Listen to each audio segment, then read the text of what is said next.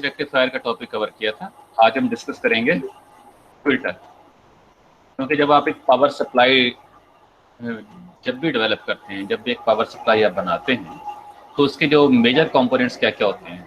Number one, transformer. इसका काम क्या होता है? स्टेप डाउन करना।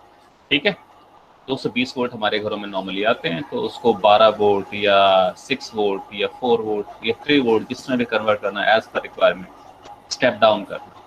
अभी तक एसी में ही रहता है। उसके बाद जो स्टेप होता है वो होता है रेक्टिफाई करना। मैंने आपको एसी करंट की जो करेक्टरिस्टिक्स बताई थी वो 3 बताई थी। Number one, change of direction. Number two, change of magnitude of direction. Number three, change of rate of change of direction. ठीक है, यानी कि जो मैग्नीट्यूड चेंज होने का रेट है उसका चेंज, मैग्नीट्यूड का चेंज और चेंज ऑफ डायरेक्शन, ये 3 चीजें होती हैं। ये जो फुल वेव रेक्टिफायर आपने पढ़ा है, चाहे वो सेंटर टेप रेक्टिफायर हो, ठीक है, या ब्रिज रेक्टिफायर हो, या इवन हाफ वेव रेक्टिफायर हो, वो जस्ट एक ही टास्क परफॉर्म करता है। वो टास्क क्या होता है? Just to remove the change of direction. क्या करता है बेटा रेक्टिफायर? जो चेंज ऑफ डायरेक्शन है इसे खत्म करता है। जैसा कि मैं आप लोगों को इससे पहले समझा चुका हूँ, ये जो वेव होती है इसका एक मतलब होता है।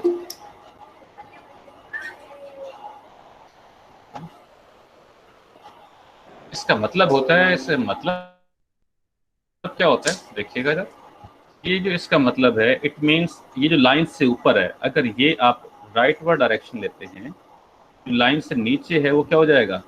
वो लेफ्टवर्ड हो जाएगा। इसका मतलब होता है चेंज ऑफ डायरेक्शन। और ये जो मैग्नीट्यूड चेंज हो रहा है इसका मतलब है करंट की वैल्यू चेंज हो रही है, वोल्टेज की वैल्यू चेंज हो रही है। और जो इस लाइन का स्लोप कांस्टेंट नहीं है, वो टाइम के साथ वेरी कर रहा है। इसका मतलब ये है कि ना सिर्फ वोल्टेज चेंज हो रहा है बल्कि rate of change of voltage भी चेंज हो रहा है।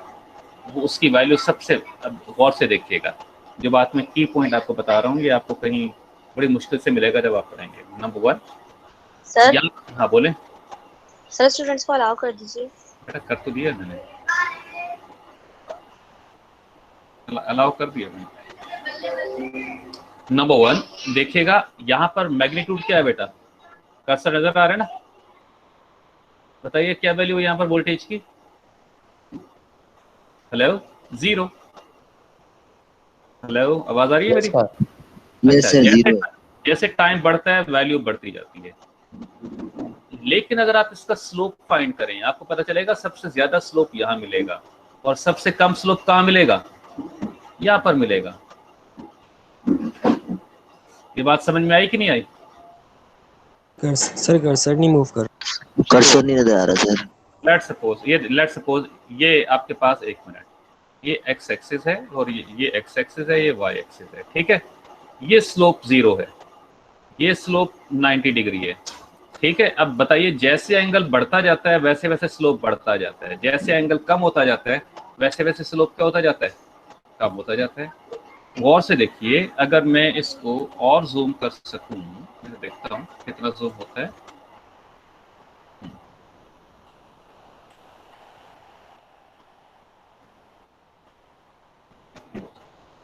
और से देखिएगा यहाँ पर स्लोप क्या हो जाता है? 0 हो जाता है ना? 1 पॉइंट। एक 0 हो जाता है ना, एकदम तो 0 नहीं होता, आहिस्ता आहिस्ता 0 होता है ना। इसका मतलब अगर इस तरफ बढ़ेंगे स्लोप पॉजिटिवली बढ़ता जाएगा। कैसे बढ़ता है? यानी कि जब हम आगे बढ़ते हैं तो हमें पता है वोल्टेज बढ़ रहा है। ये बिल्कुल ऐसे जैसे आप बाइक चलाते हैं ना, जब आप स्टार्ट लेते हैं तो स्टार्टिंग में मोबाइल में जरा है, मोबाइल पे जरा है। तो स्टार्टिंग में वेलोसिटी बाइक की 0 होती है, बट अगर आप रेस देते हैं बहुत तेजी से स्पीड बढ़ती है, एक्सेलरेशन ज्यादा होता है, वेलोसिटी कम होती है। जैसे जैसे बाइक आपकी तेज होती जाती है वैसे वैसे बाइक की वेलोसिटी तो बढ़ती जाती है बट एक्सेलरेशन कम हो जाता है। एक वक्त आता है आपकी बाइक मैक्सिमम स्पीड पे पहुंच जाती है, उस वक्त एक्सेलरेशन 0 हो जाता है, आपकी बाइक की फर्दर स्पीड में कोई इजाफा नहीं होता। होता है कि नहीं होता ऐसा? बाइक हो, गाड़ी हो, जो भी आप चलाते हैं। हेलो, ऐसे ही होता है ना? Yes sir. यानी कि यूं समझे कि यहाँ पर वेलोसिटी 0 है, वेलोसिटी बढ़ती जा रही है, एक्सेलरेशन कम होता जा रहा है, वेलोसिटी पीक पर आ गई, एक्सेलरेशन 0 हो गया। इसके बाद फिर से वेलोसिटी कम होना शुरू हो जाती है। ठीक है, एक्सेलरेशन बढ़ता जाता है, वेलोसिटी कम होना शुरू हो जाती है, एक्सेलरेशन बढ़ता जाता है, वेलोसिटी 0 हो जाती है, एक्सेलरेशन मैक्सिमम होता है। अब ठीक है, इसके बाद यहाँ पर change of direction, opposite direction में, यानी कि यूं समझे कि आपने एक पॉइंट ए लगा लिया, एक पॉइंट बी लगा लिया, दूर दूर फासले।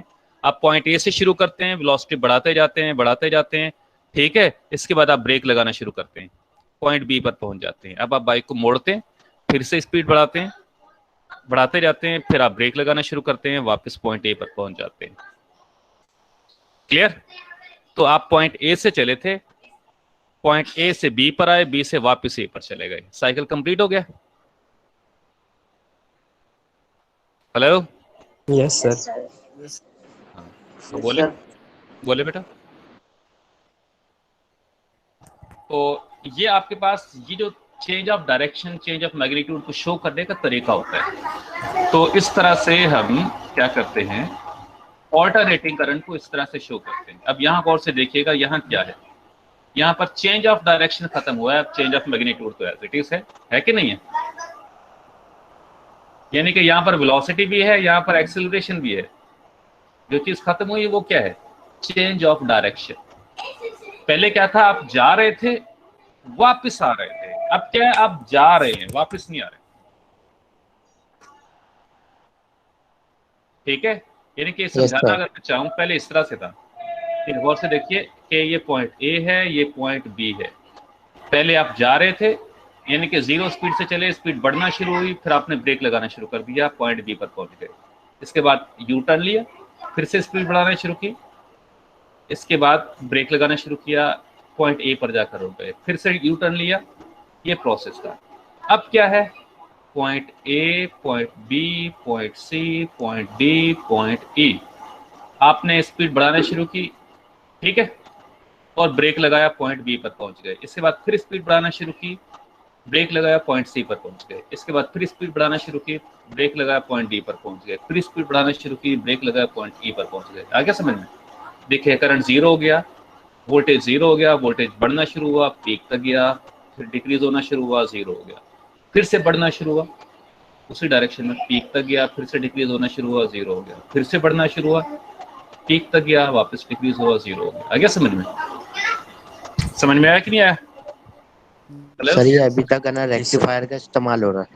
हाँ, अभी तक रेक्टिफायर, ये रेक्टिफायर का आउटपुट है। रेक्टिफायर ने जस्ट क्या किया, चेंज ऑफ डायरेक्शन खत्म कर दी है, एसी से डीसी में कन्वर्ट कर दिया। इंटर तक आपको बताया गया कि अब आपका जो पावर था वो ऑल्टरनेटिंग से डायरेक्ट में कन्वर्ट हो गया। लेकिन जब आप हायर बुक्स में यानी कि थोड़ा सा अपनी नॉलेज को बढ़ाएंगे तो आपको बताया जाएगा, आप क्या बताया जाएगा, आप ये नहीं कहा जाएगा कि ये एसी है, अभी तक ये कहा जाएगा कि ये है तो डीसी, बट इसमें बिहेवियर अभी तक एसी वाला है। बिहेवियर क्या अभी तक इसमें एसी वाला है। फिर हम सोचेंगे कि भैया जी ये डीसी हो गया लेकिन बिहेवियर एसी वाला है, तो ऐसी कौन सी बात है जिसकी वजह से इसका बिहेवियर अभी तक जो है वो एसी वाला है? तो हमें नजर आएगा कि इसकी जो मैग्नीट्यूड है वो कंटिन्यूअसली वैरी कर रही है। क्या कर रही है? मैग्नीट्यूड कंटिन्यूअसली वैरी कर रही है। ये देखिएगा, इंक्रीज होती है, डिक्रीज होती है, इंक्रीज होती है, डिक्रीज होती है, इंक्रीज होती है, डिक्रीज होती है। इसका मतलब ये वो चीज है जिसको हमने खत्म करना है, इस वेरिएशन को हमें कम से कम करना है। तो हमारे पास क्या ऑप्शन आएगा? अगर हम किसी तरह इस वेरिएशन को यूं कर दें तो बताइएगा वेरिएशन कम हो जाएगा कि नहीं हो जाएगा? वेरिएशन कम होकर इतना रह जाएगा। पहले वेरिएशन कितना है? अभी तक वेरिएशन इतना है। अगर ये इसके मुकाबले में इतना हो जाए तो वेरिएशन कम होगा कि नहीं होगा? Yes sir. तो this process is called filtering. Filter का मतलब ये है सीधा सीधा कि रोड पे गड्ढे पड़े हुए हैं, कोई आदमी आए गड्ढों में मट्टी डाल दे। क्या डाल दे? गड्ढों में मट्टी, लेकिन पूरी तरह गड्ढे ना भरे। तो पहले जब आप अपनी गाड़ी में जाते थे तो ज्यादा जंप्स लगते थे। अब क्या हो जाएगा? जंप खत्म नहीं हुए लेकिन जंप्स कम हो गए। क्लियर? Yes sir. ठीक है, तो this is called filtering in terms of electronics या इलेक्ट्रिकल करंट के केस में इसे हम क्या कहते हैं? फिल्टरिंग कहते हैं। सर डीसी से एसी में जाने के लिए भी रेक्टिफायर का इस्तेमाल होता है? नहीं, इन्वर्टर का, वो उसका कॉम्प्लिकेटेड सर्किट है, वो आपके इसमें नहीं है। Okay sir. ठीक है, तो ये देखिएगा। बोले। कन्वर्टर पे सर, कन्वर्टर का क्या काम होता है सर? कन्वर्टर, देखिए हाँ, उसके लिए इन्वर्टर। इन्वर्टर होता है बेटा। इन्वर्टर आमतौर पे पता कब लगता है, जब आप घर में यूपीएस लगाते हैं ना, उसमें इन्वर्टर लाजमी यूज होता है। इसलिए कि उसमें ये वाला पार्ट भी होता है। कौन से वाला? ये वाला पार्ट भी होता है, रेक्टिफायर वाला पार्ट भी होता है, जिसके जरिए आप क्या करते हैं कि इलेक्ट्रिक जो ऑल्टरनेटिंग फॉर्म में आता है उसको आप रेक्टिफाई करके बैटरी में स्टोर कर रहे होते हैं। आगे समझ में? जब आप जी सर। स्टोर कर लेते हैं, उसके बाद जब इलेक्ट्रिसिटी के इलेक्ट्रिक नहीं होता है, शट डाउन हो, बिजली नहीं होती, फिर हम क्या करते हैं, वो जो बैटरी में स्टोर्ड पावर है डीसी फॉर्म में, हम उसको यूज करते हैं। क्योंकि हमारे घर की सारी चीजें तो एसी इनपुट लेती हैं, तो हम मजबूर हैं कि वो जो बैटरी में स्टोर्ड पावर है, जो डीसी पावर है, उसको हम क्या करें, वापस एसी में कन्वर्ट करें। इसके लिए हम इन्वर्टर यूज करते हैं। क्या यूज करते हैं? इन्वर्टर। इन्वर्टर। अच्छा, जो अच्छे बहुत ही आला क्वालिटी के इन्वर्टर, देखिए यहाँ पर ये दिखाया गया है कि एसी जो है प्योर साइन वेव होता है, यानी कि स्मूथ वेरिएशन होता है। क्या होता है? Smooth variation. स्मूथली करंट बढ़ रहा है, स्मूथली कम हो रहा है, ऐसे ही है कि नहीं है? लेकिन जब क्या स्मूथ है, साइन वेव में स्मूथ वेरिएशन होता है। लेकिन जब आपके घर का जो इन्वर्टर है वो एसी डीसी को एसी में कन्वर्ट करता है, उसकी क्वालिटी इतनी अच्छी नहीं होती, बहुत लो क्वालिटी का होगा। वो क्या करेगा, स्क्वायर वेव जनरेट करेगा। ये बहुत ही घटिया क्वालिटी का इन्वर्टर होगा। आ गया समझ में? चेंज ऑफ डायरेक्शन वापस जनरेट हो गया। आप थोड़े से और ज्यादा पैसे खर्च करेंगे, क्या करेंगे, थोड़े से और ज्यादा पैसे खर्च करेंगे, तो वो क्या करेगा, वो आपको इस तरह का आउटपुट जनरेट करके देना शुरू कर देगा।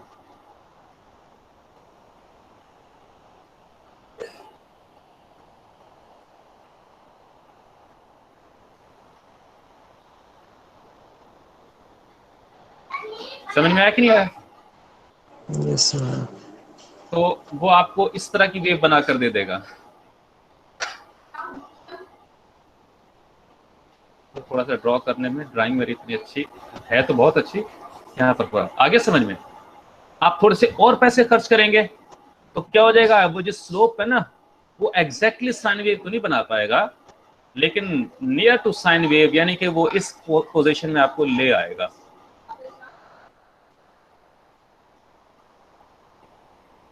समझ में आ रहा है? जी सर। कितना जितना गुड़ डालेंगे उतना मीठा होगा। तो आपने देखा होगा जिन लोगों के घर में यूपीएस है, जब जब यूपीएस पे आपके फैन चल रहे होते हैं, उनमें हमिंग की आवाज आती है कि नहीं आती? यस सर, आती है। वो वजह आवाज क्यों आती है? नंबर वन, ये देखिएगा, ये जो शार्प वेरिएशंस होते हैं ना, इन शार्प वेरिएशंस की वजह से उनमें ईएमएफ इंड्यूस हो जाता है। क्या हो जाता है? ईएमएफ इंड्यूस हो जाता है, और उस ईएमएफ इंडक्शन की वजह से उनमें हमिंग की आवाज आती है। आपको पता है कि आप अगर यूपीएस पे अपने पंखे चलाते हैं, वो जल्दी खराब हो जाते हैं, लाइफ कम हो जाती है उनकी, सिर्फ इन पॉइंट्स की वजह से। क्योंकि यहाँ जो शार्प वेरिएशंस आते हैं ना, इनको आप अवॉइड करना चाहते हैं। ज़ाहिर एकदम बड़ा वेरिएशन है ना, ये बिल्कुल ऐसे है, ये बताइए कि जिस तरह से आपको एकदम कहा जाए कि ऊंची दीवार पे, ये समझा रहा हूँ मैं आपको, ये एक ऊंची दीवार, आपसे कहा जाए जंप लगा के इस पे चढ़ जाए, आपको बहुत ज़्यादा पावर चाहिए। लेकिन अगर यहाँ पर ये एक स्टेयर बना दी जाए, क्या हो जाएगा, आप इजीली चढ़ जाएंगे। अगर आप स्टेयर की ये स्टेप छोटे कर देंगे तो छोटा बच्चा भी आराम से चढ़ जाएगा। अगर आप स्टेप और छोटे कर देंगे तो क्या होता जाएगा, स्लोप कम होता जाएगा। आपने देखा होगा ये जो कराची में फ्लाईओवर्स बने थे, अक्सर फ्लाईओवर के साथ एक रैम्प बनाया जाता था। क्या बनाया जाता है? रैम्प बनाया जाता है। इसकी लंबाई बहुत लंबी होती है। वो किस लिए होता है? बाइक वालों के लिए होता है? नहीं, वो बाइक वालों के लिए नहीं होता। अगर आप इवन बैंक्स वगैरह में जाएं, वहां पर भी आपने देखा होगा जो सीढ़ियां तो होती हैं, साथ में छोटा सा रैम्प भी होता है। या तो स्टेप्स बहुत छोटे रखे जाते हैं, वो स्पेशली बड़े बूढ़ों के लिए होता है, जो प्रेग्नेंट वुमेन्स होती हैं उनके लिए होता है, क्योंकि वो ज्यादा पावर नहीं लगा सकते ना। तो जब आप स्लोप कम करते हैं तो पावर कम रिक्वायर्ड होता है। फर्क क्या होता है, बात वो ये, आप ये समझे कि आप ज्यादा पावर यूज करेंगे कम टाइम में वही वर्क हो जाएगा, आप लेसर पावर यूज करेंगे काम उतने होगा बट टाइम ज्यादा रिक्वायर्ड होगा। ऐसा है कि नहीं है? ठीक जी है, सर। तो यह समझ में आ गया कि फुल वेव एसी इनपुट आएगा, आप स्टेप डाउन या स्टेप अप करेंगे, इसके बाद आप रेक्टिफाई करेंगे, रेक्टिफाई के बाद आप फिल्टर करेंगे। तो हम कल छोड़ा यहाँ पर था कि हम फिल्टर कैसे होता है, हम वो चीज डिस्कस कर रहे थे। यहाँ पर थे ना ये डायग्राम थी, यस सर। मैंने बताया था कि एक सिंपल कैपेसिटर ये फिल्टरिंग का प्रोसेस परफॉर्म करता है। तो आमतौर पे तो आपने कैपेसिटर के बारे में यही पढ़ा था कि कैपेसिटर जो है ये चार्ज होता है और डिस्चार्ज होता है। बिल्कुल, यहाँ बेसिक ऑपरेशन तो इसका क्या है, यही है कि ये चार्ज और डिस्चार्ज होता है। बट इसके जो बाय प्रोडक्ट्स हैं वो बहुत सारी चीजें हैं जो हमें हासिल हो जाती हैं। स्पेशली यहाँ पर देखिएगा, सिर्फ कैपेसिटर की चार्जिंग और डिस्चार्जिंग से क्या फायदा हो रहा है हमें ये फायदा हो रहा है कि ये कैपेसिटर जब चार्ज होता है, सिंक बनता है, जिस वक्त वोल्टेज डाउन होता है ये सोर्स बन के उस वेरिएशन को कम कर देता है। ये देखिएगा, अगर ये कैपेसिटर नहीं होता तो यहाँ वोल्टेज कहाँ जाना था, इनपुट वोल्टेज के साथ यहाँ आउटपुट भी डाउन जाना था कि नहीं जाना था ना। ये देखिएगा, दोबारा से देखिएगा, T0 से यहाँ तक आ गया, ये देखिएगा वोल्टेज बढ़ता जा रहा है, 0.7 यहाँ माइनस किया हुआ है क्योंकि यहाँ ड्रॉप होगा ही होगा। ओके, ये वोल्टेज का कैपेसिटर का वोल्टेज है। वी पीक इनपुट से सिर्फ 0.7 वोल्टेज कम है। इसके बाद सर, जी बेटा स्टूडेंट्स को अलाउ कर दूं। अलाउ कर,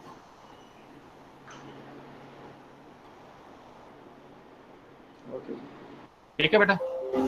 तो ये देखिएगा, इसके बाद क्या होता है, जैसे इनपुट वोल्टेज डिक्रीज करना शुरू होता है, अगर ये कैपेसिटर नहीं होता तो इसने भी यहाँ क्या होना था, डिक्रीज होना था कि नहीं होना था,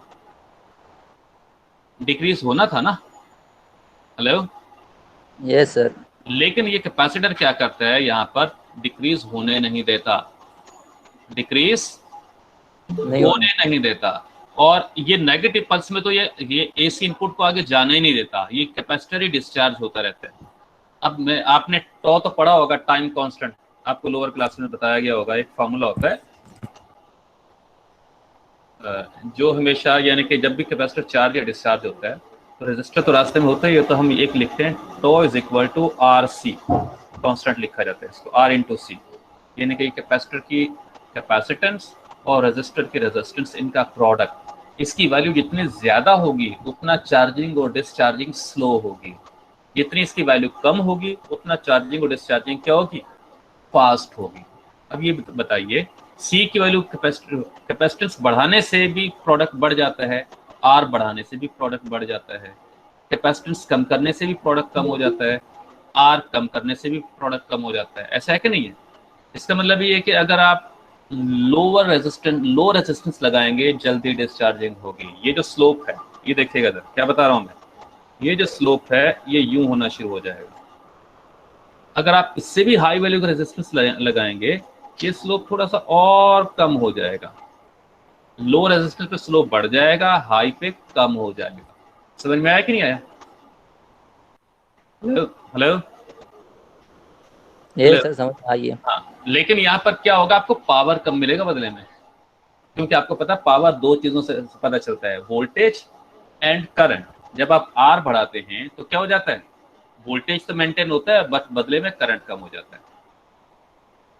तो ये देखिएगा इसका नतीजा क्या होता है, ये एसी इनपुट है, ये फेनोमेना आ जाता है। समझ गए कि नहीं समझे, कि जब तक ये इनपुट वोल्टेज यहां तक पहुंचता है तब तक डिस्चार्जिंग होती रहती है। इसके बाद इनपुट वोल्टेज और आउटपुट वोल्टेज दोनों अप्रोक्सीमेटली सेम हो जाते हैं, यानी कि 0.7 का डिफरेंस होता है दोनों में। इसके बाद कैपेसिटर फिर से चार्ज होना शुरू हो जाता है, क्योंकि अब ये जो इनपुट है अगेन सोर्स बन जाता है। क्या बन जाता है इसके लिए, सोर्स बन जाता है। जब तक कैपेसिटर का वोल्टेज इनपुट वोल्टेज से ज्यादा है ये सोर्स बना रहता है, जब इसका वोल्टेज इससे कम हो जाता है तो ये सिंक बन जाता है।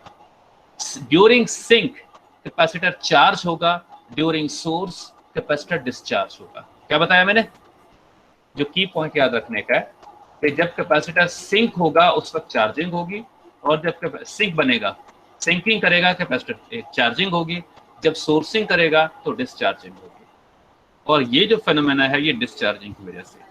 ओके, ठीक है भाई। सर आपने क्या बताया था कि पावर, सिर्फ पावर कब मिलेगी? पावर, मसला ये है कि भी आपके पास देखिएगा टोटल पावर आप थोड़ा थोड़ा यूज करेंगे देर तक चलेगी, ठीक है, ज्यादा यूज करेंगे जल्दी खत्म हो जाएगी। तो मैंने क्या बताया आपको, पावर का फॉर्मूला तो मैं आपको बता चुका हूँ, IV होता है, ये वोल्टेज है, और यहां से जब इस वोल्टेज की वजह से करंट फ्लो करेगा, ये आउटपुट है ना आपका, करंट फ्लो करेगा तो आप क्या कहेंगे कि यहाँ पर वोल्टेज, इसके अक्रॉस वोल्टेज कितना है और करंट, इसमें से करंट कितना फ्लो कर रहा है, दो चीजें आपको पता होनी चाहिए ना।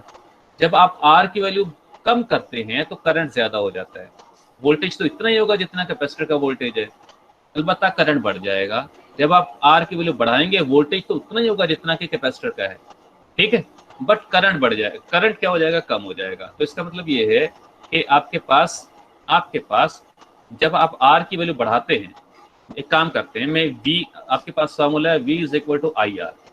अब ठीक है, V की जगह पर V को रिप्लेस कर देते हो, क्या बन जाएगा आपके पास, P = I²R। अब ठीक है, हेलो, यस सर। जब आप R कम करेंगे तो I बढ़ेगा, जब आप R बढ़ाएंगे I कम होगा। I का इफेक्ट स्क्वायर में है, I का इफेक्ट क्या है, स्क्वायर में। स्क्वायर का इफेक्ट होता है वो ज्यादा होता है। इसका मतलब है जब आप R कम करेंगे करंट बढ़ जाएगा, करंट बढ़ जाएगा, ठीक है, और जब आप R बढ़ाएंगे करंट कम हो जाएगा। अब ठीक है, यस सर। सर ये R बढ़ाने से करंट क्यों कम होगा? प्रोडक्ट सेम रहना चाहिए ना बेटा, I²R है ना, इन दोनों का प्रोडक्ट P है, अगर P कांस्टेंट है तो जब आप R बढ़ाएंगे तो I कम हो जाएगा, R कम करेंगे I बढ़ जाएगा। ओके, ये देखिएगा बेटा रिपल वोल्टेज, R और I एक दूसरे के इनवर्स है। इनवर्स है, R और I एक दूसरे के इनवर्स है, बिल्कुल। यहाँ पर भी देखिएगा R और I एक दूसरे के इनवर्स बनेंगे, जो चीजें सेम साइड पर होती हैं वो एक दूसरे के इनवर्स होती है, याद रखिएगा। ओके, अब यहाँ देखिएगा आपके पास, अब यहाँ देखिएगा जिस तरह R और I एक दूसरे के इनवर्स है, इसी तरह वोल्टेज और I भी एक दूसरे के इनवर्स है। यहाँ देखिएगा ये दिखाया आपको, ये हाफ वेव रेक्टिफायर का फेनोमेना दिखाया है। आप यहाँ पर क्या है, आपने फिल्टर किया है, यहाँ पर भी फिल्टर किया है, यहाँ रिपल्स ज्यादा बचे में, यहाँ रिपल्स कम बचे में, यहाँ फिल्टरिंग ज्यादा हुई है, यहाँ फिल्टरिंग कम हुई है। तो कम होने की दो वजह है, नंबर 1 या तो आपने कैपेसिटर छोटा लगाया था या आपने रेजिस्टर छोटा लगाया था। ज्यादा होने की दो वजह हैं, या तो आपने कैपेसिटर बड़ा लगाया या आपने रेजिस्टर बड़ा लगाया, दोनों के ज्यादा होने से ही रिपल्स कम होते हैं, ठीक है।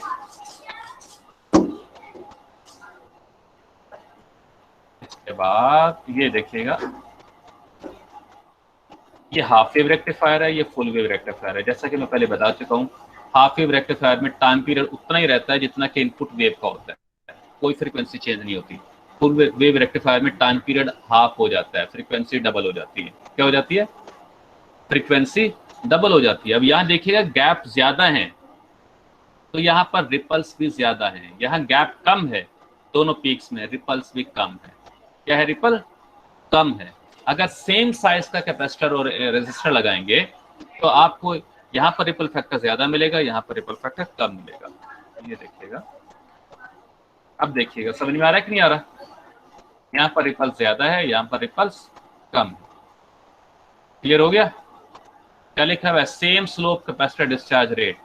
अगर कैपेसिटर डिस्चार्ज रेट सेम हो, मीन R और C की वैल्यू सेम हो, R और C की वैल्यू क्या हो, सेम हो, ये दोनों चीजें सेम हो, ये और ये सेम हो। एक बार ये आउटपुट आगे लगाओ फुल वेव रेक्टिफायर के, दूसरी बार लगाओ हाफ वेव रेक्टिफायर के, तो दोनों में जब ये फिल्टरिंग करेगा, यहाँ फिल्टरिंग ज्यादा होगी, यहाँ फिल्टरिंग कम होगी। मीन्स यहाँ रिपल्स कम रिमूव होंगे, यहाँ रिपल्स ज्यादा रिमूव होंगे। रिमूव का वर्ड सॉरी मैंने गलत इस्तेमाल कर लिया, रिमूव का मतलब है खत्म हो जाना। यहाँ रिपल्स कम मिनिमाइज होंगे, यहाँ रिपल्स ज्यादा मिनिमाइज होंगे, ठीक है। अब कोई आपसे पूछे ये बताइए एसी बिहेवियर इसमें ज्यादा है इसमें ज्यादा है? हेलो,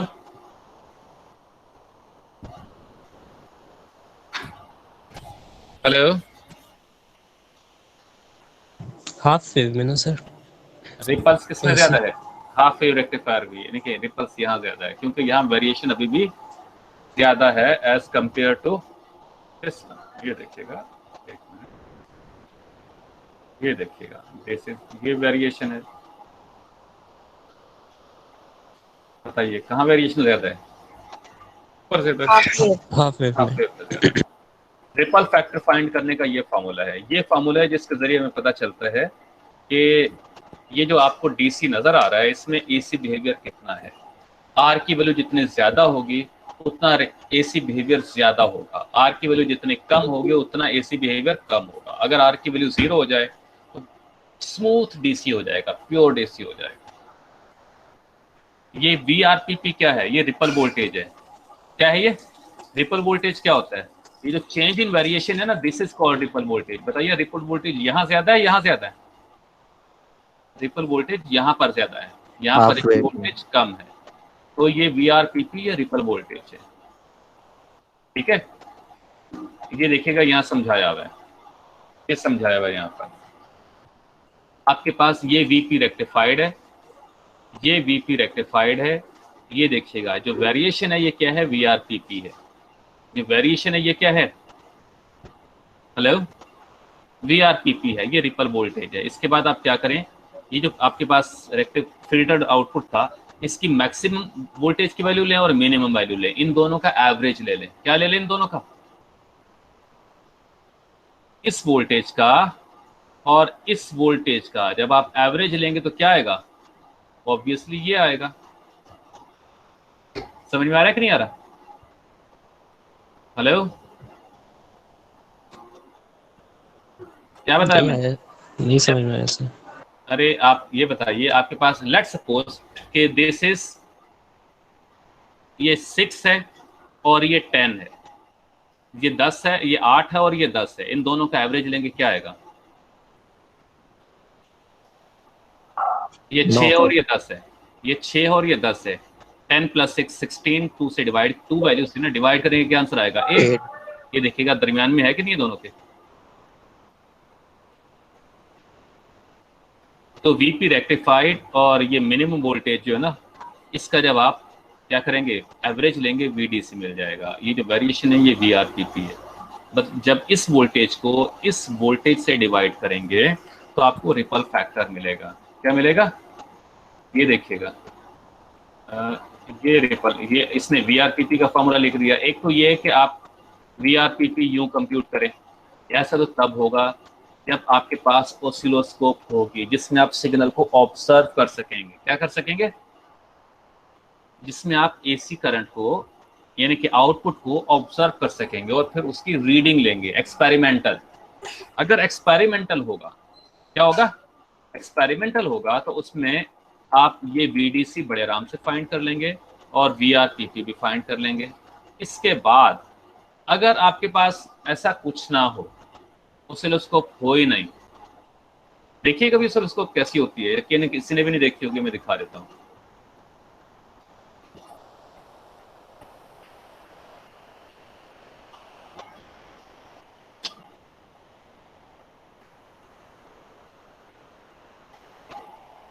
ऑसिलोस्कोप पर ये चीजें ऑब्जर्व की जाती हैं।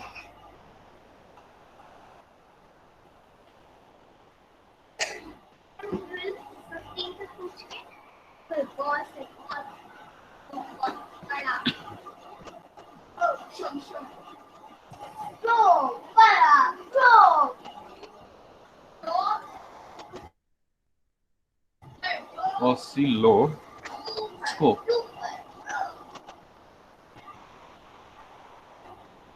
ये देखिएगा बेटा, ये ऑसिलोस्कोप में 2 चैनल होते हैं, आप इनपुट और आउटपुट को एक साथ देख सकते हैं।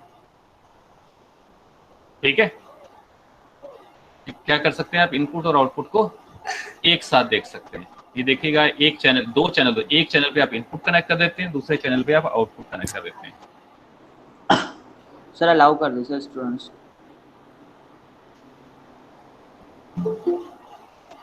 ठीक है, तो ये हमारी लैब्स में रखी होती है, ये ऑसिलोस्कोप है।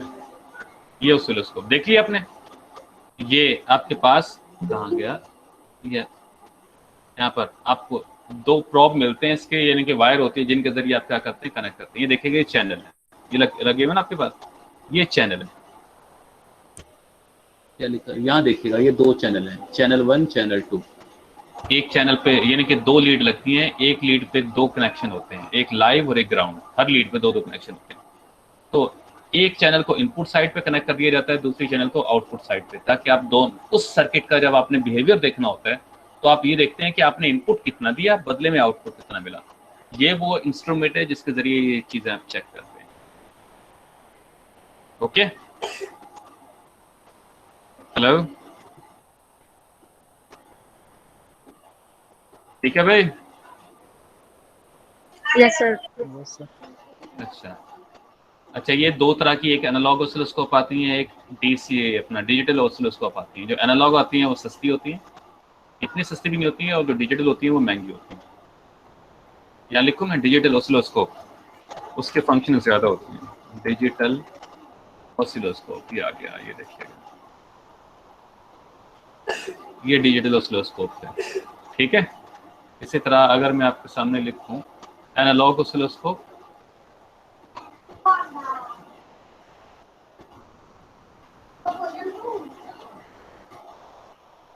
क्या आ गया ना, एनालॉग ऑसिलोस्कोप।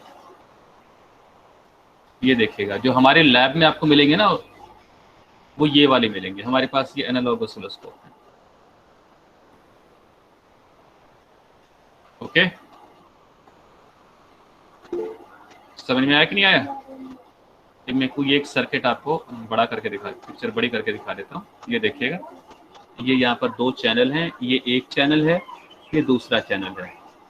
ठीक है, अगर ये इनपुट चैनल है तो ये यहाँ एक को चैनल 1 कहा जाता है, दूसरे को चैनल 2। आपकी चॉइस है, जिसे चाहे इनपुट चैनल ले लें, जिसे चाहे आउटपुट चैनल ले लें।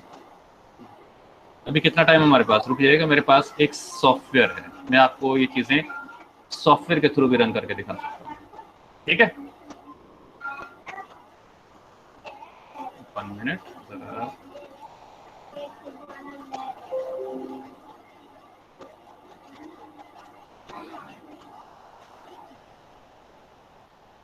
ये देखिएगा, ये है इलेक्ट्रॉनिक वर्क बेंच, ये आपको फ्री में अवेलेबल होगा। इसका जो अपग्रेडेड वर्जन जो है वो मल्टी सिम है, वो लाइसेंस्ड होता है। अगर कोई टोरेंट वगैरह से डाउनलोड करके इंस्टॉल कर सकता है तो कर ले, लेकिन ये यूज़ करना आसान है। और भी बहुत सारे सॉफ्टवेयर मिल जाएंगे आपको, ज़्यादा पॉपुलर ये है। यहाँ पर आपका जो एक सब्जेक्ट आएगा DLD का, आप कंप्लीट लैब इसमें परफॉर्म कर लेंगे। और दूसरा बेसिक इलेक्ट्रॉनिक्स और इंडस्ट्रियल इलेक्ट्रॉनिक्स, वो पूरी लैब्स इसमें परफॉर्म हो जाती हैं वर्चुअली। सिमुलेटर है, कंप्यूटर साइंस के स्टूडेंट्स हैं, सिमुलेटर से अच्छी तरह वाकिफ होंगे।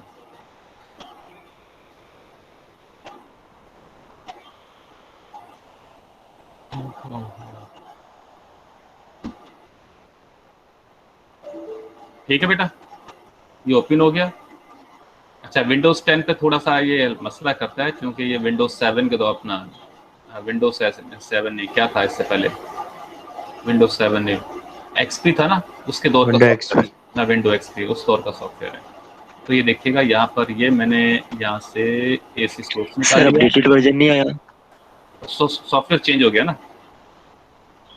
सॉफ्टवेयर चेंज, मल्टी सिम है, वो लाइसेंस्ड है। अच्छा, ठीक है, हाँ, अगर आप किसी NED वगैरह ज्वाइन करेंगे तो वहाँ पर वो हो सकता है आपको ये सॉफ्टवेयर प्रोवाइड कर दें। तो ये आपके पास AC सोर्स था। ठीक है, हाफिव रेक्टिफायर पे दिखा देता हूँ मैं आप लोगों को, ताकि कंफ्यूजन कम से कम हो। यहाँ से हमने ये डायोड ले लिया एक अदद, ये डायोड है, ये हमने डायोड ले लिया और इसको हमने कर दिया कनेक्ट। ओके, अच्छा, इसके बाद हमने एक अदद ले लिया रजिस्टर, ये रजिस्टर है, देखिएगा नाम आ जाता है। अगर आप थोड़ी देर माउस को वहाँ रोकें, इसको आप यहाँ से रोटेट कर सकते हैं, तमाम कंपोनेंट्स को इस तरह से रोटेट किया जा सकता है। इनकी वैल्यूज़ को चेंज किया जा सकता है। क्या किया जा सकता है? इनकी वैल्यूज़ को चेंज किया जा सकता है। ये देखिएगा, ये सर्किट हो गया कंप्लीट। अगर इसकी वैल्यू को मैंने चेंज करना है, मैं सिलेक्ट करूंगा, कंपोनेंट प्रॉपर्टीज में आ जाऊंगा। इसके बाद मैं इसका वोल्टेज चाहूँ चेंज कर सकता हूँ, फ्रीक्वेंसी चाहूँ तो चेंज कर सकता हूँ। मैंने क्या किया, 120 वोल्टेज के बजाय 12 वोल्ट कर दिया। ओके, ये 1 किलो ओम है, हमारी मर्जी, हमने इसको 1 किलो ओम के बजाय 10 किलो ओम कर दिया। जितना आपको फ्लेक्सिबिलिटी सॉफ्टवेयर में मिलेगी, इतना आपको हार्डवेयर लैब में मिलेगी। ये सर्किट बन गया आपके पास बेटा।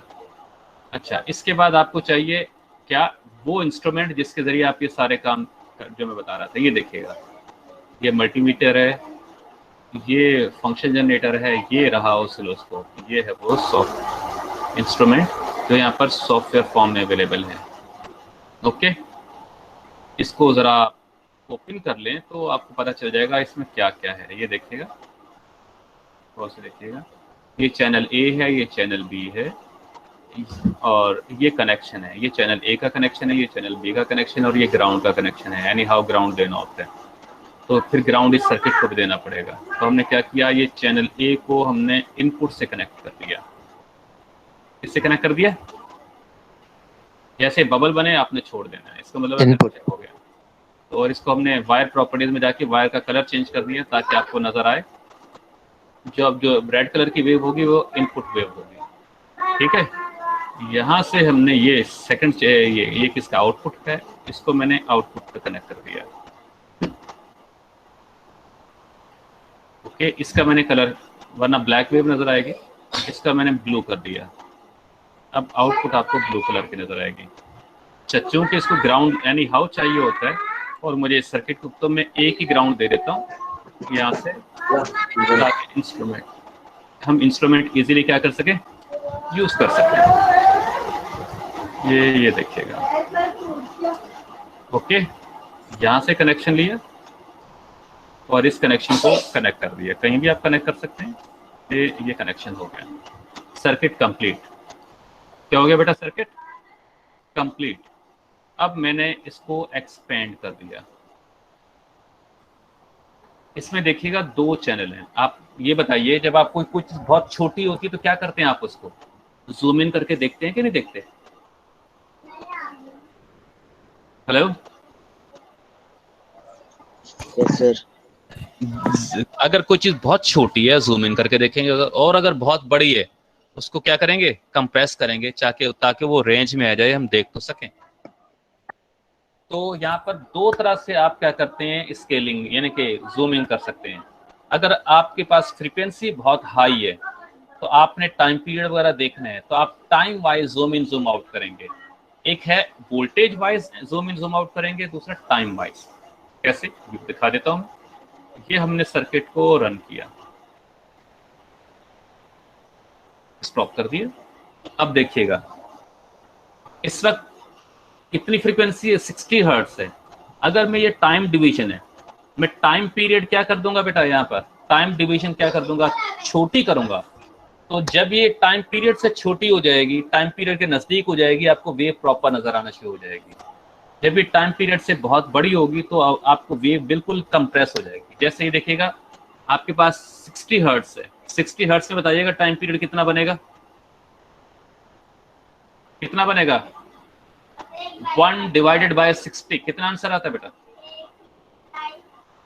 1 डिवाइड बाय 6 कर लें, 60 को छोड़ें, उसके बाद 1 0 बढ़ा दीजिएगा, 0.6। ये आपके पास क्या 6 है ना, 1 डिवाइड बाय 6, पॉइंट लगाया तो 1 आ गया सर, 0.016। 40 आ गया, 0.16 आ रहा है। आप 0 लगा देंगे, 0.016 कितना आता है, 0.016 सेकेंड। अब ये देखिएगा, यहाँ कितना है, 0.5। अगर मैं ऊपर क्लिक करूंगा ये स्केल और बढ़ जाएगा। यानी कि ये डिवीजन है, ये है एक्स एक्स, ये डिवीजन का बॉक्स है। ये बताता है कि 1 बॉक्स कितने इक्वल है। वो एक्स एक्सिस पे 1 बॉक्स 1 सेकेंड के इक्वल है। हमने छोटा कर दिया, 1 बॉक्स 0.5 सेकेंड के इक्वल हो गया, 1 बॉक्स 0.2 सेकेंड के इक्वल हो गया, 1 बॉक्स 0.1 सेकंड के इक्वल हो गया, 1 बॉक्स 0.05 सेकंड के इक्वल हो गया। नजर आना शुरू हो गया ना wave? Hello, yes sir. Yes sir. 1 box 0.02 second के इक्वल हो गया, 1 बॉक्स 0.01 सेकंड के इक्वल हो गया, 1 बॉक्स 0 यानी कि 500 मिली सेकंड के इक्वल हो गया। ये देखिएगा, क्लियर? समझ में आया कि नहीं आया? एज पर रिक्वायरमेंट आप जूम इन या जूम आउट कर सकते हैं। वेव नजर आना शुरू हो गई? अब बताइए, रेड कलर की वेव क्या थी? ये इनपुट वेव थी।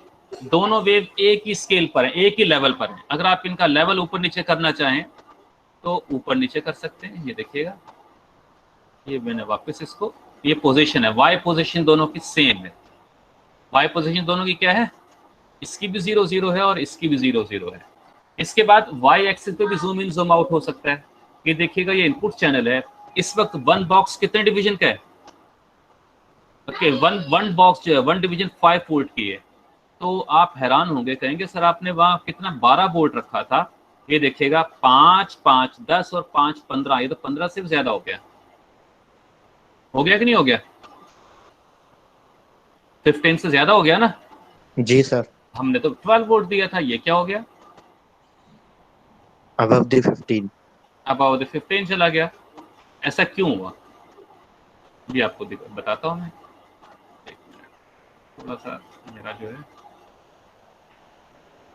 स्टार्ट,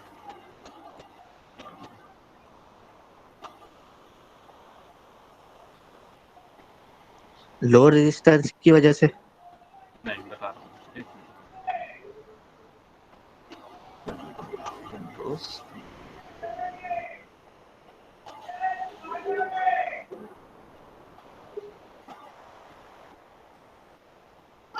ये आ गया, यहाँ पर कैलकुलेटर ओपन करना था मैंने। याद है मैंने आपको पीक वोल्टेज और आरएमएस वोल्टेज की वैल्यू बताया था कि नहीं बताया था? हेलो, लास्ट क्लास में V RMS and V peak formula भी था, V peak is equal to √2 multiplied by V RMS. था कि नहीं था? था ना? जी सर। यहाँ जो वोल्टेज ऑसिलोस्कोप में जो वोल्टेज आप सेट करते हैं, इसमें जो वोल्टेज आप सेट करते हैं, ये वी आरएमएस होते हैं। क्या होता है ये वी आरएमएस होता है। आपको अगर ये देखें कि जब आप इसका पीक बनाएंगे कितना बनेगा, तो आप कहेंगे √2 किसके इक्वल होता है? पहले हम √2 कैलकुलेट कर लेते हैं। अंडर का फंक्शन है यहाँ पर, या हमें वैल्यू आती है, हम वो यूज करें। अच्छा, 10 पावर x, चलें 1.414 है, इतना तो हमें पता है ना। हमने कहा 1.4142 4 डिजिट काफी, मल्टीप्लाइड बाय 12। हमने 12 वोल्ट दिया ना, कितना आ रहा है देखिएगा? 16.97 आ रहा है कि नहीं आ रहा? कितना आया है? 16.97, अप्रोक्सीमेटली 17। हेलो जी सर। तो अब गौर से देखिएगा, इनपुट वोल्टेज कितना आ रहा है। आपने तो यहाँ 12 दिया था, इनपुट वोल्टेज पीक कितनी दिखा रहा है? अप्रोक्सीमेटली 17 आ रहा है कि नहीं आ रहा? जी सर। हाँ, तो आपने आरएमएस वोल्टेज दिया था। अगर मैं इसके स्केल को देखिएगा, बड़ा करूंगा तो वैल्यू कंप्रेस होना शुरू हो जाएगी। क्या होना शुरू हो जाएगी? अब जो भी वोल्टेज होगा, मुझे तो स्क्रीन पे देखना है ना। अगर वो स्क्रीन से आउट हो जाए तो मैं क्या करूंगा? स्केल को बड़ा करूंगा ताकि कंप्रेस हो जाए। और अगर बहुत छोटी वैल्यू हो तो मैं क्या करूंगा? उस केस में मैं स्केल को छोटा करूंगा ताकि जूम इन हो जाए और मैं उसे क्लियरली देख सकूं। ठीक है भी? सेम आप यहां पर आउटपुट के साथ कर सकते हैं। अच्छा, ये बताइएगा, इस वक्त आपके पास 10 वोल्ट पर डिवीजन है। कितना वोल्ट है? 10 वोल्ट पर डिवीजन है। तो ये बताइए, यहां पर आपको कितना वोल्टेज मिलना चाहिए? पूरा 12 वोल्ट मिलना चाहिए? 12 वोल्ट से थोड़ा सा कम मिलना चाहिए? हाँ, कितना मिलना चाहिए? 11.3 वोल्टेज मिलना चाहिए ना आउटपुट पे। Yes sir. तो ये देखिएगा क्या ब्लू वाले का थोड़ा सा नीचे नहीं है? दोनों का लेवल बराबर है, दोनों जीरो पोजीशन पर है। देखिएगा ब्लू वाली वेव थोड़ी सी नीचे है कि नहीं है ना? यस सर, थोड़ी सी। हाँ, तो इसलिए कि 0.7 वोल्टेज यहां ड्रॉप हो रहा है। ये ले, आप चला दें, आप स्टॉप कर लें, यहां से आप बैकवर्ड जाकर देख सकते हैं। और ये इनकी न्यूमेरिकल वैल्यूज हैं। क्या है ये न्यूमेरिकल वैल्यूज हैं जो यहाँ पर आपको दिखा रहा है, T1, T2, T3। ये जरा ये अभी इनको फिलहाल रहने थे।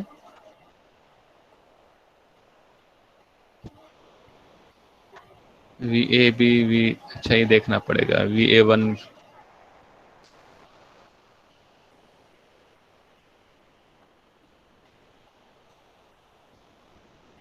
ठीक है बेटा, क्लियर हो गया? अभी तक मैंने ये बताइए बीच में फिल्टर लगाया है? हेलो? No sir. चलें फिल्टर लगा देते हैं। ये हम आ गए, हमने एक अदद पकड़ लिया कैपेसिटर, कहाँ गया? पोलर कैपेसिटर, ये ले लेते हैं, इधर लाए, इसको हमने रोटेट करके कनेक्ट कर दिया।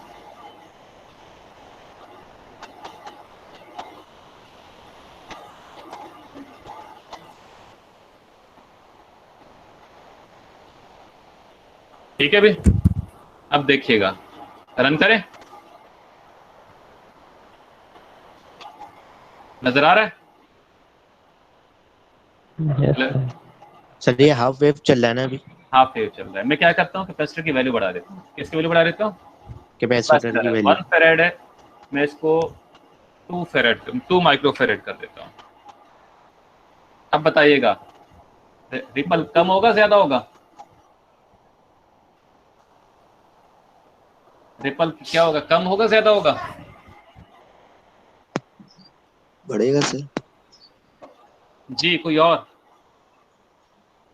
रिपल वोल्टेज बढ़ेगा कम होगा? क्या हुआ है? कम होगा। कम होगा शायद। और बढ़ा देते हैं, 4 कर देते हैं।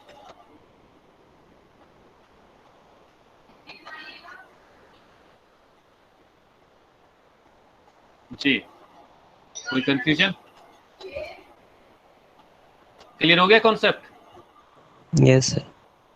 ठीक है, ये आपने देख लिया।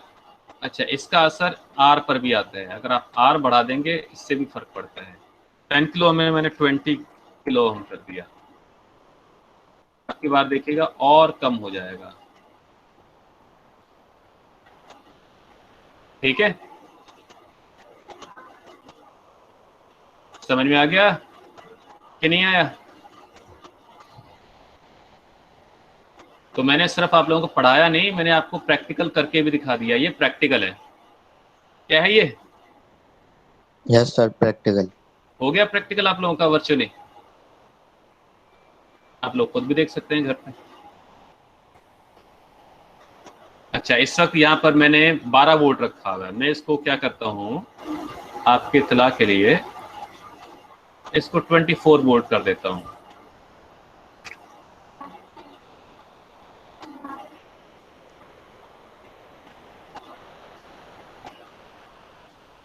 ठीक है, ये क्या हो गया?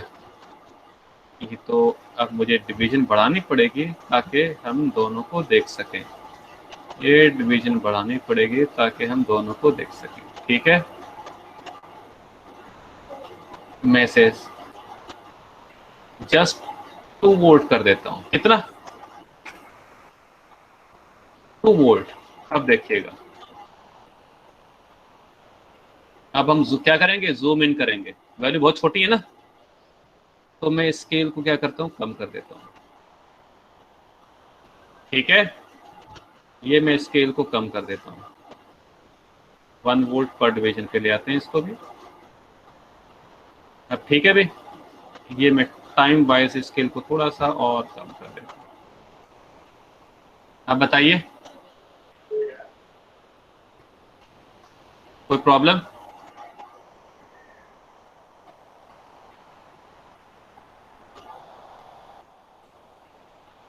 तो अच्छा, इसको सेव करना चाहें सेव हो जाएगा। हाँ बोले। स्क्रीन बहुत छोटी शो हो रही है, समझ नहीं आ रहा।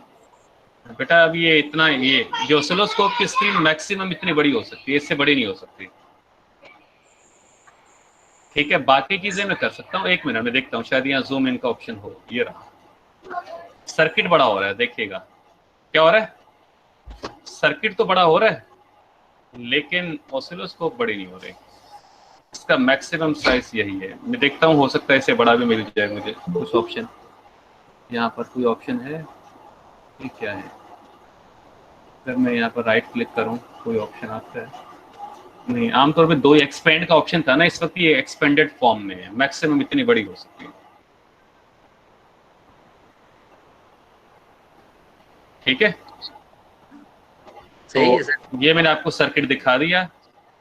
ठीक है, आप इसे इसी फॉर्म में कनेक्ट करके घर पे देख सकते हैं। Okay okay yes sir. Sir. ये लें और जूम, ये मैंने जूम इन करके और क्या कर दिया। ये देखो, एरो की से इनको आप मूव कर सकते हैं, आप डाउन लेफ्ट राइट। ये देखिएगा, जो कंपोनेंट सिलेक्ट हो जाता है ना उसको आप मूव कर सकते हैं अप एंड डाउन। तो ये आपने फिल्टर देख लिया। वापस अपनी बुक पर आते हैं। ये ऑसिलोस्कोप थी, ये अपने हार्डवेयर में इस तरह से होती है। ये पुराना वर्जन है बिल्कुल, ये पुरानी भी हमारे पास पड़ी हुई है एक तरफ में, कंप्यूटर में लैब में रखी हुई है। ठीक है, तो यहाँ पर आप इनके जरिए, यहाँ 2 चैनल हैं। यहाँ पर भी देखिएगा, सॉफ्टवेयर में भी आपने देखा 2 ही चैनल हैं। ठीक है, 2 चैनल होने का मतलब समझ में आ गया। 2 चैनल इसलिए रखे जाते हैं ताकि एट अ टाइम आप किसी भी सर्किट का बिहेवियर चेक कर सकें। बिहेवियर चेक करने के लिए आपको एटलीस्ट 2 चीजें ऑब्जर्व करना होती हैं। इनपुट, क्या इनपुट दिया, सर्किट ने क्या आउटपुट लिया। इनके सर्किट ने क्या इनपुट, हमने सर्किट को क्या इनपुट दिया और सर्किट ने क्या आउटपुट हमें रिटर्न किया। दोनों को जब हम कंपैरेटिवली ऑब्जर्व करते हैं तो हमें सर्किट का बिहेवियर पता चलता है। ठीक है बेटा, तो ये हम आ गए अपने बुक पर। ये फॉर्मूला देख लिया आपने। जब आप यहाँ परफॉर्म करते हैं, यहाँ पर आपका एक्सपेरिमेंटल होता है। जो भी वर्क होता है क्या होता है, यहाँ पर अगर आप कैलकुलेशन करती हैं और वोल्टेज चेक करती हैं, कैसे चेक करेंगे। अगर आपने यहाँ पर इनपुट वोल्टेज चेक करना हो, आप देखेंगे कि कितने बॉक्स आ रहे हैं, 1 बॉक्स, 2 बॉक्स, और ये 2 बॉक्स को फिर आप क्या करेंगे, फर्दर अपनी तरफ से आप इसको 5 पार्ट्स में डिवाइड कर देंगे। ठीक है, तो आपको पता चलेगा कि ये आपके पास अप्रोक्सीमेटली कितना हो जाएगा, यानी कि ये 0.5 और यानी कि 5 डिवीजन लगा लें। अगर मैं मार्कर से लगा दूं आपको समझाने के लिए, ये देखिएगा, ये 1,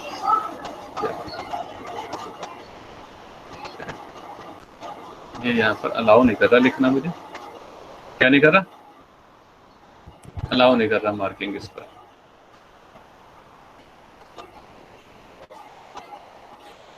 तो आपको पता चलेगा कि लेट सपोज कि ये आपके पास हो जाएगा 0.8 के इक्वल आ जाएगा।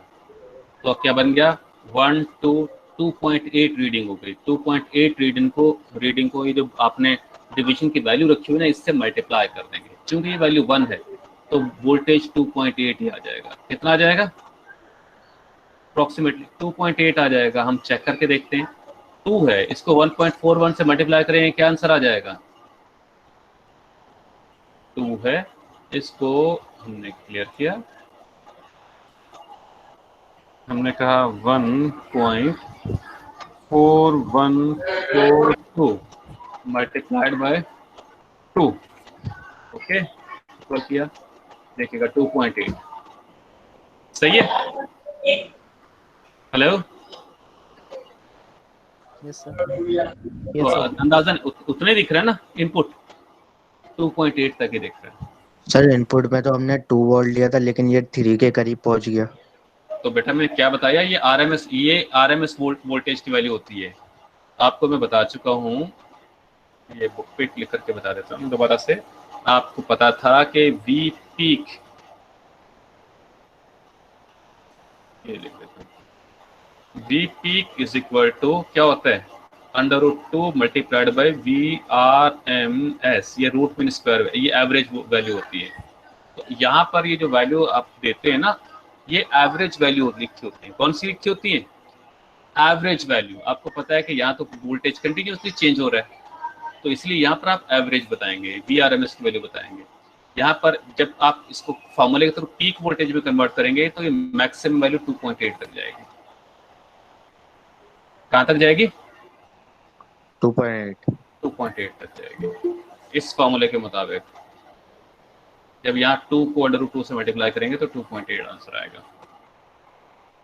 तो ये देख लिया बेटा, VP रेक्टिफाइड, फ्रीक्वेंसी RL और C की वैल्यू, इनको आप मल्टीप्लाई करें और 1 अपॉन कर लें तो आपको रिपल वोल्टेज मिल जाएगा। इसी तरह फ्रीक्वेंसी RL और C को मल्टीप्लाई करें, फिर 2 से मल्टीप्लाई करें, 1 अपॉन कर लें, देन इस आंसर को 1 में से सब्ट्रैक्ट कर दें, VP रेक्टिफाइड से मल्टीप्लाई करते हैं, आपको VDC मिल जाएगा। जब ये दोनों चीज़ें मिल जाएंगी तो आप बड़े आराम से क्या कर लेंगे? रिपल फैक्टर फाइंड कर लेंगे। तो मैंने क्या बताया था, इस बुक की बहुत अच्छी जो प्रैक्टिस है वो क्या है कि जैसे ही कोई टॉपिक समझाता है फौरन उसके ऊपर क्या देता है आपको? एक अलग एग्जाम्पल आपको रिटर्न देता है ताकि आप कॉन्सेप्ट को क्लियरली समझ लें। क्या लिखा हुआ है? आमतौर पे ये आई थिंक ये न्यूमेरिकल में पेपर में देता रहा हूँ जब फिजिकल क्लासे होते थे ना exams. Determine the ripple factor for the filtered bridge rectifier with a load as indicated. यहाँ पर फुल वेव रेक्टिफायर है। अच्छा गौर से देखिएगा, यहाँ पर स्टूडेंट्स क्या मिस्टेक करते थे, यहाँ पर VRMS वैल्यू है, वो इसको VP वैल्यू लेकर आगे पूरी कैलकुलेशन स्टार्ट कर देते थे। तो ये VRMS है, फर्स्ट ऑफ ऑल आपको इसको VP में कन्वर्ट करना पड़ेगा। जब आपने VP में कन्वर्ट किया तो ये देखिएगा VRMS को 1.414 से मल्टीप्लाई किया तो 120 वोल्टेज 170 वोल्टेज में कन्वर्ट हो गया। ठीक है, इसके बाद 10:1 रेशियो है तो जाहिर है कि 10 से डिवाइड कर देंगे तो आपको सेकेंडरी कॉइल पर जो वोल्टेज मिलेगा वो 17 वोल्टेज मिलेगा। 17 में से आप 1.4 वोल्ट दो डायोड से आप क्या कर देंगे? कट कर देंगे। तो ये आपने 1.4 वोल्टेज कम कर दिया, 15.6 वोल्टेज आपको रेक्टिफाइड वोल्टेज मिलेगा। क्या मिलेगा? बट आगे आपने चूंकि फिल्टर भी लगाया हुआ है, क्या लगाया हुआ है? फिल्टर लगाया हुआ है, तो अब आपने रिपल वोल्टेज फाइंड करना है। ये VP रेक्टिफाइड वैल्यू आप यहाँ यूज करेंगे, आपको रिपल वोल्टेज मिल गया। इसी तरह VDC फाइंड करेंगे, 15.3 मिल गया। जब आपने रिपल फैक्टर फाइंड किया तो कितना आया? 0.039। क्या आया? 0.039। इसका मतलब ये है कि इसमें बहुत ही कम रिपल वेरिएशन है, बहुत ही कम वेरिएशन है। इसलिए यहाँ मैंने दिखाया ना कि वेरिएशन कम की जा सकती है। की जा सकती है कि नहीं की जा सकती? की जा सकती है ना। ये लिए 20 किलो ओम है, मैं इसको अगर 40 किलो ओम कर दूं तो आपको नजर आएगा कि ये और कम हो जाएंगे। ठीक है, ये देखिएगा कम हो गई ना। तो इसी तरह ये आपने देखा कि जब रिपल फैक्टर की वैल्यू बहुत कम आएगी तो आपको पता चलेगा कि जनाब इसमें कितना परसेंट है? 3.9% रिपल है इसमें, यानी कि बहुत कम AC बिहेवियर है। क्या है बेटा? हेलो, बहुत कम AC बिहेवियर। अच्छा आप लोग एक बात का ख्याल रखिए, जब मैं आपको पेपर में एग्जाम में दूंगा, मैं ये एग्जाम्पल कभी नहीं दूंगा। अगर मैं दूंगा तो इस एग्जाम्पल के बजाय इसका जो रिलेटेड प्रॉब्लम है ये दूंगा। ऐसे ही सॉल्व होगा, ऐसे ही सॉल्व होगा। फर्क क्या होगा कि आप लोग रट्टा नहीं लगा पाएंगे। क्या नहीं लगा पाएंगे? रट्टा। देखिए यहाँ फ्रीक्वेंसी वगैरह सब कैपेसिटेंस गिवन थी, इसमें कैपेसिटेंस की वैल्यू गिवन है। यहाँ इसने क्या किया, यहाँ 1000 माइक्रोफेरेड था, इसने यहाँ पर क्या कर दिया? 2200 माइक्रोफेरेड कर दिया। एक ही चीज चेंज की है, बाकी सारा तो वही है। क्या की है? एक ही चीज चेंज की है। इसका मतलब है यहां तक तो ये न्यूमेरिकल सेम है, बस यहां से चेंज हो जाएगा। ऐसे एक नहीं है? सही है। किसी ने ज्वाइन किया? मैं जरा ज्वाइन करवा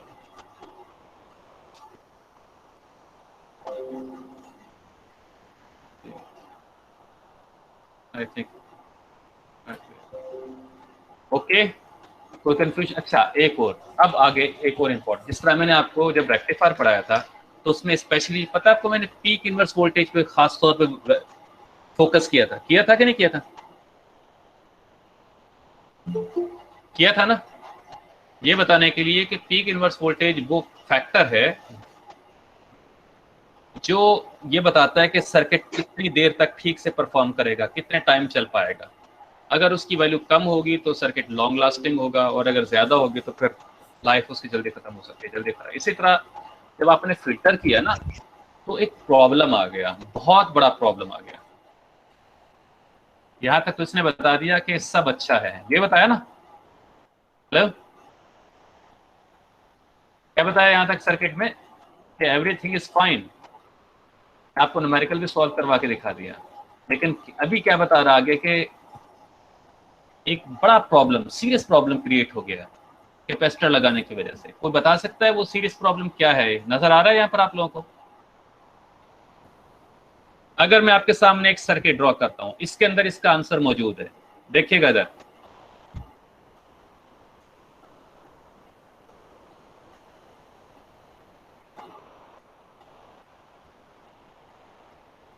ये एक अदद रेजिस्टर लगाया है। अगर मैंने कहा था कि इससे पहले मैं बता चुका हूं, अगर ये नहीं लगाएंगे तो क्या आ जाएगा? लोडिंग इफेक्ट आ जाएगा। इस पर आएगा कि नहीं आएगा? ये लिमिटिंग रेजिस्टर है, बताया था कि नहीं बताया था? यस सर, बता दो।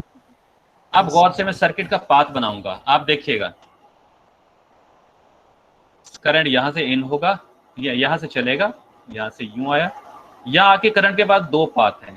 करंट हमेशा पानी की तरफ फ्लो करता है, ऑलवेज इजी पाथ फॉलो करता है स्टार्टिंग, ठीक है। आपको पता है जब कैपेसिटर चार्ज ना हो उसके क्रॉस वैल्यू वोल्टेज क्या होता है? जीरो। रेजिस्टेंस क्या होती है? नहीं होती बिल्कुल भी, यानी कि बहुत ही।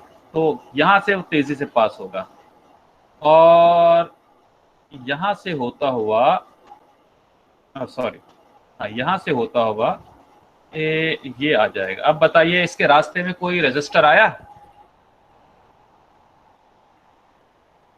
इसके रास्ते में कोई रेजिस्टर आया? नो नहीं आया सर। सर।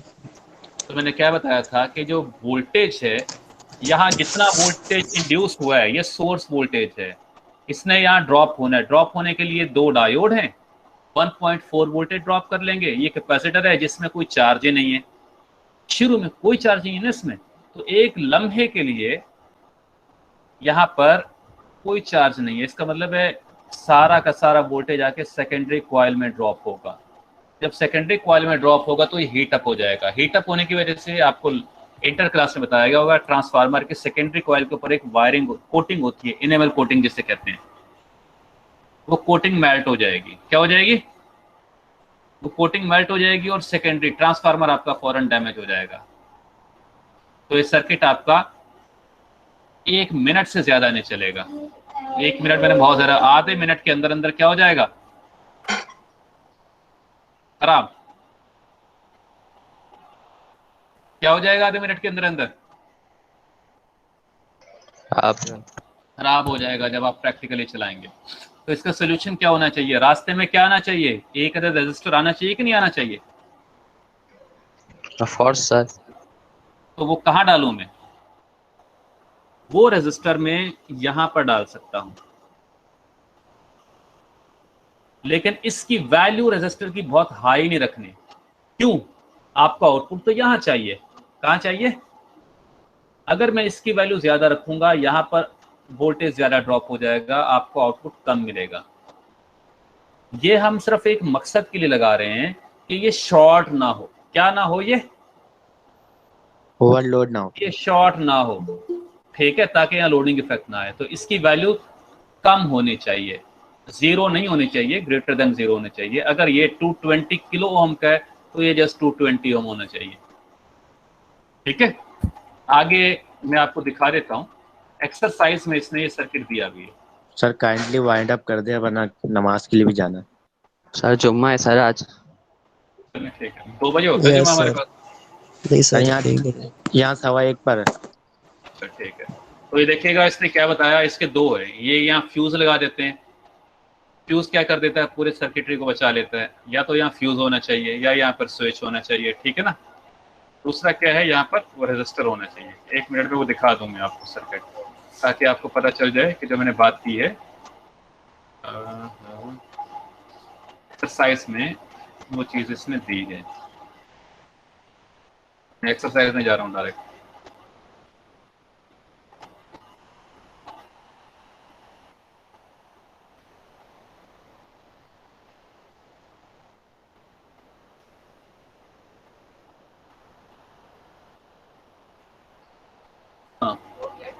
या 1 मिनट, 1 मिनट, ये देखिएगा बेटा, पावर सप्लाई आ गया, अभी आ जाता है और मैं क्लास फाइंड अप कर देता हूँ।